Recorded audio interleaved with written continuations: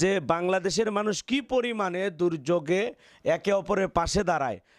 আমরা নতুন একটি বাংলাদেশ পেয়েছি, যে বাংলাদেশে ত্রাণ দেওয়ার জন্য মানুষ ছুটে যাচ্ছে। আলহামদুলিল্লাহ, নেওয়ার জন্য কিছু মানুষ আসতেছে, কিন্তু নেওয়ার চাইতে দেয়ার মানুষের সংখ্যাই বেশি। অনেক মানুষ ছুটে যাচ্ছেন, বিভিন্ন গাড়ি ভর্তি, ছাত্র সমাজ, যুব সমাজ, ওলামা ইকরাম। ভারতের ত্রিপুরার বাঁধ খুলে দেওয়ার কারণে একটা আকস্মিক বন্যা ফেনী, নোয়াখালী, লক্ষ্মীপুর এই অঞ্চলে দেখা দিয়েছে, যার কারণে আমরা আজকে এই ফেনীতে আমাদের বগুড়া থেকে কিছু ওলামা ইকরাম, কিছু ভাইদেরকে সঙ্গে নিয়ে আজকে আমরা সেখানে উপস্থিত হয়েছি। আমরা এখানে আসার পরে দেখলাম মানুষের অনেক কষ্ট, অনেকের বাড়ি ঘরে পানি ঢুকে গেছে, বসত বাড়িতে পানি ঢুকে গেছে, যার ফলে অনেকে বাড়িতে নাই, নিরাপদ কোনো আশ্রয় কেন্দ্রে গিয়ে আশ্রয় নিয়েছেন অথবা আত্মীয় স্বজনের বাসায় গিয়েছেন। এখানে অধিকাংশ বাড়িতে মানুষজনগুলো নাই, কিছু জায়গাতে মানুষজন আছে। আর আমরা ভিতরের যে বিষয়গুলো দেখতে পাইলাম যে অনেক জায়গায় আছে বাড়িঘর পুরোটাই পানির ভিতরে, কোনো লোকজন নাই। আমরা শেষ পর্যন্ত যাওয়ার অনেক চেষ্টা করেছিলাম, কিন্তু আসলে যাওয়া সম্ভব হয় নাই, কারণ এখানে পর্যাপ্ত পরিমাণে নৌকা বা স্পিড বোট নিয়ে যে আমরা ভিতরে যাব আসলে সেই পরিবেশ নাই, অনেকটা ক্ষেত্রে হয়ে উঠতেছে না। আবার কিছু জায়গায় নৌকা দুই একটা পাওয়া গেলে সেই নৌকাগুলো নিয়ে যে আমরা যাব, সেই নৌকা চালার মতো পানিও নাই। অনেক জায়গাতে পানি আবার কমে গেছে, আলহামদুলিল্লাহ অনেক জায়গায় পানি কমে গেছে, এটা খুবই ভালো। আমরা ওই জায়গায় যা শুনতে পাইলাম যে প্রত্যেকটা বাড়িতে দুইতলা বাড়ি সেটা পানির ভিতরে চলে গেছে। এখন আলহামদুলিল্লাহ পানিটা অনেক কমে গেছে। আর আপনারা সবাই আমরা দেখতেছি যে হাজার হাজার মানুষ বিভিন্ন এলাকা থেকে ত্রাণ নিয়ে ছুটে যাচ্ছেন ফেনীর দিকে। আলহামদুলিল্লাহ এই দৃশ্যটা আমাদেরকে মুগ্ধ করেছেন, যে বাংলাদেশের মানুষ কি পরিমাণে দুর্যোগে একে অপরের পাশে দাঁড়ায়। আমরা নতুন একটি বাংলাদেশ পেয়েছি, যে বাংলাদেশে ত্রাণ দেওয়ার জন্য মানুষ ছুটে যাচ্ছে। আলহামদুলিল্লাহ, নেওয়ার জন্য কিছু মানুষ আসতেছে, কিন্তু নেওয়ার চাইতে দেয়ার মানুষের সংখ্যাই বেশি। অনেক মানুষ ছুটে যাচ্ছেন, বিভিন্ন গাড়ি ভর্তি, ছাত্র সমাজ, যুব সমাজ, ওলামা ইকরাম, এদেশের বিভিন্ন ইসলামিক সংগঠনের ভাইয়েরা চলে যাচ্ছেন। বাংলাদেশ জামাতে ইসলাম আসুন্নাহ ফাউন্ডেশনের সম্মানিত চেয়ারম্যান শাইখ আহমদুল্লাহ হুজুরের নেতৃত্বে হাজার হাজার টনকে টন খাদ্য সেখানে সরবরাহ করা হচ্ছে। কেউ ভারী খাবার দিচ্ছেন, কেউ শুকনো খাবার দিচ্ছেন, কেউ রান্না করা খাবার দিচ্ছেন। আমরা একটা ভিডিওতে দেখলাম আল্লামা মামুনুল হক হুজুর তিনি রান্না করে নিজের হাতে খাবার পরিবেশন করতেছেন। আলহামদুলিল্লাহ, আমরা দেখেছি ঢাকা শহরে ত্রাণ সংগ্রহ করা হচ্ছে বিশ্ববিদ্যালয়গুলোতে, সেখানে তারা পুরো মাসের খাবার চলতে যে পরিমাণে টাকা, পুরো মাসের খরচটা আমাদের এই ভাইদের বন্যার্থ ভাইদের পাশে দাঁড়ানোর জন্য পুরো মাসের টাকাটা দিয়ে দিচ্ছেন। আমরা দেখলাম একজন মানুষ আলহামদুলিল্লাহ তার মা একটা ব্যাংকে টাকা জমা রাখতেন, সেই পুরো টাকাটা আলহামদুলিল্লাহ এই বন্যার্থ ভাই বোনদের বিপদে তিনি বলেছেন আমার মা চলে গেছে 4 বছর আগে, আমার মায়ের টাকাটা ব্যাংকে কি জমাইছিল আমি জানি না, আমি পুরো টাকাটা আমি আমার মায়ের জন্য দিয়ে দিলাম। এইভাবে শিশুরা, একটা বাচ্চা সাইকেল কেনার টাকা জমাইছেন, সে টাকা দিয়ে দিচ্ছেন। একটা বাচ্চা হজে যাওয়ার জন্য, ওমরা করার জন্য টাকা জমাতেছেন, সেটা দিয়ে দিচ্ছেন। একটা বাচ্চা টিউশনি করে যে টাকাটা জমাইছেন অথবা মা বাবা খাইতে দিচ্ছেন, সে টাকা দিয়ে দিচ্ছেন। এভাবে আমরা যেভাবে পাশে দাঁড়াইতেছি, বিভিন্ন জায়গায় ত্রাণ সংগ্রহ করা হচ্ছে, বিভিন্ন জায়গায় বন্যার্থ ভাইদের পাশে দাঁড়ানোর জন্য যে সহযোগিতা, কেউ বস্তাকে বস্তা কাপড় দিচ্ছেন, কেউ গাড়ি ভর্তি খাবার নিয়ে যাচ্ছেন, আলহামদুলিল্লাহ। তবে আমরা ফেনীতে যাওয়ার সময় যে বিষয়গুলো দেখলাম, প্রচণ্ড জাম, এবং এই জামের কারণে অনেক গাড়িগুলো চলতে পারতেছে না। আর ফেনীতে যে পরিমাণে সবাই পাশে দাঁড়ানোর জন্য ছুটে যাচ্ছে, আলহামদুলিল্লাহ আমরা নিজে দেখলাম ফেনীতে অধিকাংশ মানুষ ছুটে যাচ্ছে। কিন্তু পাশাপাশি আমরা ফেনীতে যখন ত্রাণ দিচ্ছি, ওই ফেনীর মানুষগুলোই বলতেছে হুজুর লক্ষ্মীপুরের অবস্থা খারাপ, আপনারা এদিকে একটু খেয়াল রাখবেন। অনেকে বলতেছেন নোয়াখালীর অবস্থা খারাপ, এদিকে খেয়াল রাখবেন। এজন্য যে ভাইয়েরা ফেনীর উদ্দেশ্যে রওনা করেছেন, আমরা তাদেরকে বলবো আপনারা একটু লক্ষ্মীপুরের বিষয়গুলো খেয়াল রাখবেন, নোয়াখালীতে পাশাপাশি যাবেন। নতুন নতুন এলাকা যেগুলো আবার নতুনভাবে পানি ঢুকেছে, বিভিন্ন অঞ্চল আবারও প্লাবিত হয়েছে।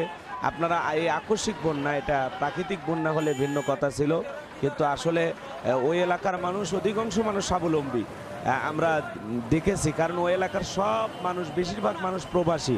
আমাদের প্রবাসী ভাই বোনেরা যারা বাংলাদেশের অর্থনৈতিক চাকাকে সচল রাখেন, সে সমস্ত ভাইয়েরা ওই অঞ্চলের মানুষ, তারা আসলে আমরা দেখলাম প্রত্যেকটা বাড়িতেই বিল্ডিং বাড়ি, দোতলা বাড়ি, তিনতলা বাড়ি, টাইসালা বাড়ি, কিন্তু আসলে সেখানে মানুষ নাই। সেখানে মানুষগুলো চলে গেছেন আশ্রয় কেন্দ্রে, বাড়িঘর সব ফাঁকা। আবার কিছু জায়গায় দেখলাম অনেক কষ্ট করে মানুষ বেঁচে আছেন, অনেক কষ্ট করে হলে নিজের বাড়ি ছেড়ে চলে যাচ্ছেন না। এই বিষয়গুলো আমরা খেয়াল করেছি। এই জন্য আপনাদের উদ্দেশ্যে আমরা বলতে চাই, যারা ফেনীতে যাচ্ছেন আলহামদুলিল্লাহ ফেনী ভাইদের পাশে দাঁড়াবেন। তবে যে পরিমাণে ত্রাণ ফেনীর দিকে ছুটে যাচ্ছে আলহামদুলিল্লাহ, যেভাবে বন্যার্থদের পাশে আমরা দাঁড়াচ্ছি, আমরা এটা ত্রাণ বলবো না, আমরা এটা সহযোগিতার হাত আমরা বাড়াবো একে অপরের প্রতি। এটা আমাদের ভালোবাসার জায়গা থেকে আমরা সবাই যেভাবে পাশে দাঁড়াচ্ছি, নতুন বাংলাদেশ যেখানে ছাত্রছাত্রীরা, শিশুরা, বৃদ্ধ, যুবক, তরুণ, আলেম সমাজ, ওলামা ইকরাম, জামাত ইসলাম থেকে, আসুন্না ফাউন্ডেশন থেকে, হেফাজত ইসলাম থেকে, ওলামা ইকরাম, সবাই বিভিন্ন সংগঠন থেকে, বিভিন্ন ব্যক্তিগত ফাউন্ডেশন থেকে আমরা যেভাবে পাশে দাঁড়াইতেছি আলহামদুলিল্লাহ, আমরা এই সংকট কাটিয়ে উঠবো ইনশাল্লাহ। আমরা সারা দেশের প্রায় 18-20 কোটি মানুষ যদি এই পানিবন্দী 50 লাখ মানুষের পাশে দাঁড়ায়, ইনশাল্লাহ তাদের কষ্ট লাঘব হয়ে যাবে। আর আল্লাহ চাইলে যেভাবে পানি কমতেছে, আর 2-4 দিনের মধ্যে ইনশাল্লাহ এই সংকট পরিস্থিতি থেকে স্বাভাবিক পরিবেশে ইনশাল্লাহ ফেনীর মানুষ, নোয়াখালীর মানুষ, লক্ষ্মীপুরের মানুষ ফিরে আসতে পারবে। এই জন্য আমরা বলবো লক্ষ্মীপুর আর নোয়াখালীর দিকে এখন আপনারা বেশি বেশি করে যাবেন। ওই অঞ্চলগুলোতে লোকজন কম যাইতেছে, সবাই আমরা ফেনীর উদ্দেশ্যেই বেশিরভাগ যাচ্ছে। ফেনীতেও বিভিন্ন ওলামা ইকরামদের টিম কাজ করতেছে আলহামদুলিল্লাহ। আপনারা এদিকে যাবেন, পাশাপাশি আপনারা অবশ্যই নোয়াখালীর বিষয়টা খেয়াল রাখবেন, লক্ষ্মীপুরের বিষয়গুলো খেয়াল রাখবেন। আল্লাহ পাক আমাদের সবাইকে আমাদের এই বন্যার্ত ভাইদের পাশে দাঁড়ানো তৌফিক দান করুন। আমরা এইভাবে অনেক অমুসলিম ভাইদেরকেও আমরা দেখেছি, তাদেরকে আমরা সহযোগিতা করেছি আলহামদুলিল্লাহ। এভাবে সবাই সহযোগিতা করব, ছোট শিশু থেকে বৃদ্ধ পর্যন্ত, যারা যতটুকু পারি আমরা তাদের পাশে দাঁড়াবো, সহযোগিতার হাত বাড়াবো। এই ভালোবাসার হাত যেন অব্যাহত থাকে, আমরা তাদের পাশে ছিলাম, আছি, থাকবো ইনশাল্লাহ। এদেশের সমস্ত মানুষ যেভাবে এই বন্যার্ত ভাইদের পাশে দাঁড়িয়েছেন, আমরা সত্যি মুগ্ধ হয়েছি। এমন একটি স্বপ্নের বাংলাদেশ আমরা চাই, যেই বাংলাদেশে যে কোনো দুর্যোগ, যে কোনো খারাপ পরিস্থিতি কাটিয়ে ওঠার জন্য আমরা যেন এই 18 কোটি মানুষের 36 কোটি হাত যেন ঐক্যবদ্ধ থাকে। তাহলে ইনশাআল্লাহ ইনশাআল্লাহ যে কোনো দুর্যোগ, যে কোনো পরিস্থিতি ইনশাআল্লাহ আল্লাহ চাইলে আমরা সেই পরিস্থিতি থেকে খুব দ্রুত কাটিয়ে আবারও স্বাভাবিক পরিস্থিতিতে ফিরে আসতে পারবো ইনশাআল্লাহ। এই জন্য যারা ত্রাণ নিয়ে, সহযোগিতা নিয়ে আমাদের ভাইদের পাশে দাঁড়াচ্ছেন, আপনারা এই সহযোগিতার হাত অব্যাহত থাকবে। আপনারা বন্যাত ভাইদের পাশে দাঁড়াবেন, বেশি বেশি করে এখন নোয়াখালী আর ফেনীর দিকে আপনারা একটু সফর দেবেন ইনশাআল্লাহ। এদিকে আমাদের ভাইদের অবস্থা করুন। আর বিভিন্ন জায়গায় এখনও বিভিন্ন বাড়িতে মানুষজন ছোট্ট বাচ্চা নিয়ে, শিশুদেরকে নিয়ে আটকে আছেন। এই বিষয়গুলো আমাদের কানে খবর এসেছে, আপনারা এই বিষয়গুলো দেখবেন। তবে আলহামদুলিল্লাহ আমরা উদ্ধার কাজে দেখেছি সেনাবাহিনীর ভাইয়েরা অক্লান্ত পরিশ্রম করে যাচ্ছেন, নৌবাহিনীর ভাইয়েরা অক্লান্ত পরিশ্রম করে যাচ্ছেন। সেখানে হেলিকপ্টার দিয়ে খাবার দেওয়া হচ্ছে, বিভিন্ন ছাদে মানুষজন জড়ো হচ্ছে, সেখানে সেনাবাহিনীর ভাইয়েরা হেলিকপ্টার দিয়ে খাবার দিচ্ছেন। আমরা নিজের চোখে দেখেছি তারা হেলিকপ্টার দিয়ে, প্যারাশুট দিয়ে সেখানে খাবার দিচ্ছেন।